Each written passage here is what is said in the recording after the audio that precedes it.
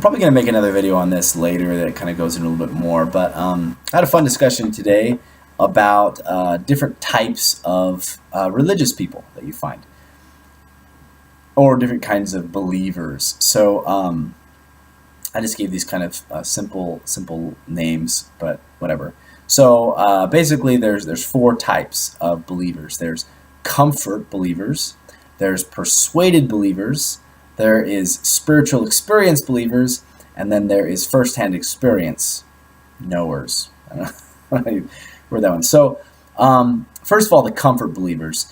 These are kind of in two, you can divide it up in like group A and group B as far as the reasons, or maybe they have both reasons, but here's the basic reasoning behind a comfort believer. So the reason why they believe what they believe is because it is comfortable for them. And this could be either one, because changing their beliefs is uncomfortable. Okay, so if they're like going to their church and then they find some information that they don't like, that makes them feel uncomfortable, they're like, that makes me feel uncomfortable, I'm going to avoid that so that I'm not brought outside my comfort zone. Or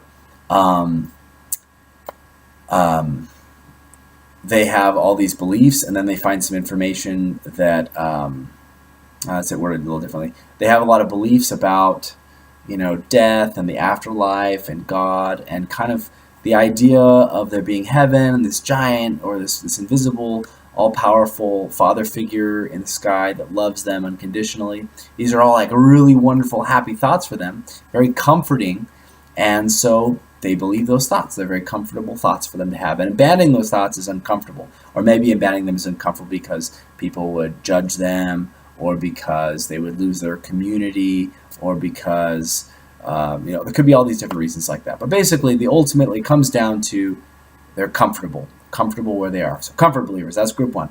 Group two, now these are the persuaded believers. These are people that may have actually changed religions. They may have been belonging to one religion, and then they searched it out, and they found,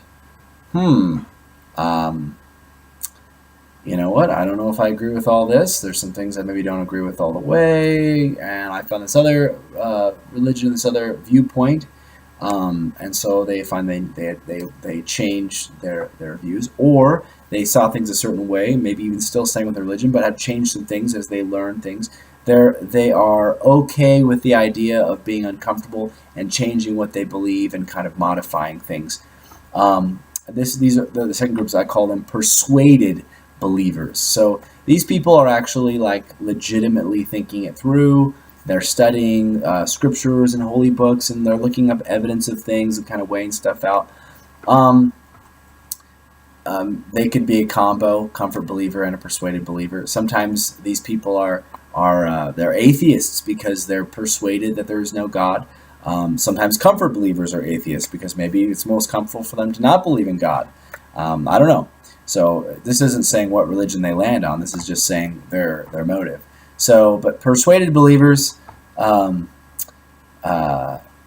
really comes down to a lot of trust and where they put their trust. So you might call these people who faith believe. So if they really trust, people that are atheists, they probably will be atheists. If they really trust people that are religious, or they trust their holy book, then they are likely to be religious or be spiritual kinds of people. So they really think it through, and they go for what the sources that they trust the most and they thought through. But lots of faith there, lots of trust in other people. Faith just means trusting someone. So next are the spiritual experience believers.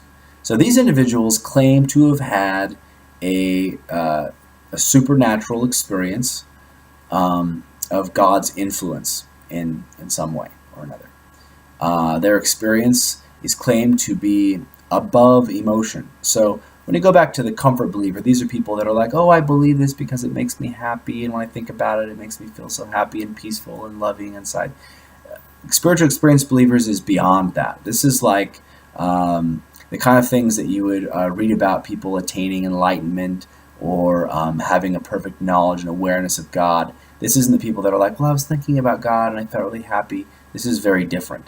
So their experience is above emotion. It's even oftentimes described as being above any sort of physical experience they could have. Their experience is stronger than if they were to see it with their own eyes or heard it with their own ears. Now, the experience, some people feel that it's either delusional or it's divine. It's kind of got to be one or the other.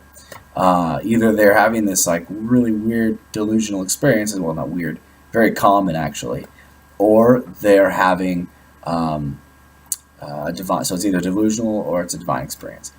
So, but I would say clearly the experience is more than just that kind of comfort believing, the feel-good kind of stuff.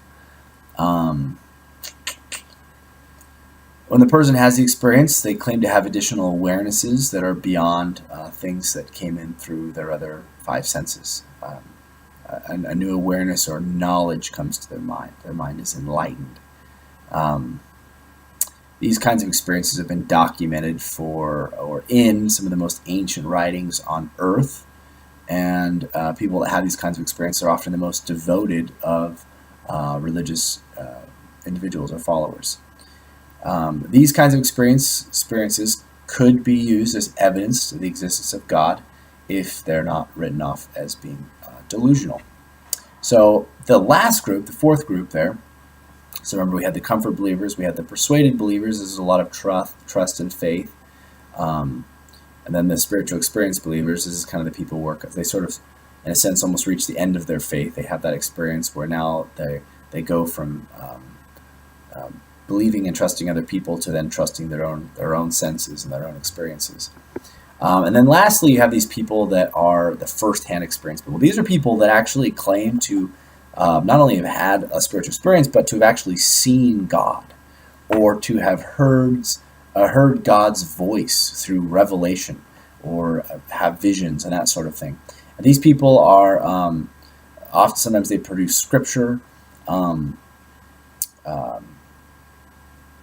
they've got to be either a fraud, or they have to be some degree of insane, or they are actually having a supernatural experience. It's got to be one of those three options. I can't really think of any other options that are going on there.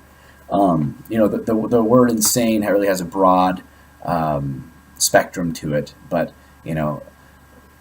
some degree, somewhere on that spectrum, and you could say everyone is somewhere on that spectrum, but typically more than a normal person. If it fits under the insane, it could be either fraud, it could be total liars, they could be insane, or they could actually be having experiences of God, which would be evidence of God if the person believed that they were actually having those experiences. I